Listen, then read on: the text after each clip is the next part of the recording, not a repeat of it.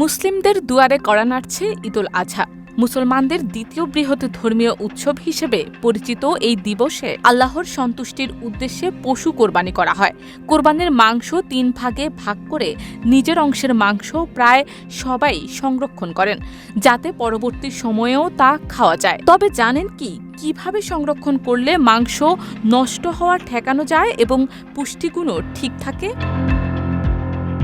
গরুর কাঁচা মাংস সাধারণত ৪ থেকে ৬ মাস ফ্রিজে ভালোই থাকে।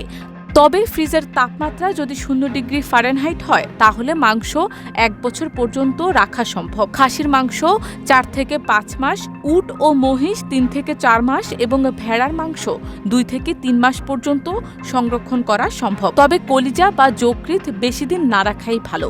সানবিট সব দিবে সামাল। সানবিট ম্যাজিক প্রেস ডিশওয়াশিং এর মাথা ঘোরানো সলিউশন। ফ্রিজে রাখার আগে মাংস ভালোভাবে ধুয়ে রক্ত ও ময়লা পরিষ্কার করতে হবে।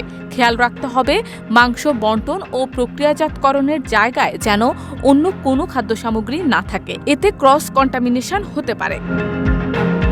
তবে বিদ্যুৎ না থাকলে ফ্রিজ বারবার খোলা থেকে বিরত থাকতে হবে। রান্না করা ও কাঁচা মাংস আলাদাভাবে সংরক্ষণ করতে হবে এবং তারিখ লিখে রাখতে পারেন, যাতে মেয়াদ শনাক্ত করা সহজ হয়। কাঁচা মাংস বড় টুকরো করে রাখতে হবে, যাতে রক্ত বা পানি জমে না থাকে। এছাড়া প্লাস্টিক ব্যাগ বা অ্যালুমিনিয়াম ফয়েলে মাংস রেখে বাতাস ঢোকা ঠেকাতে হবে।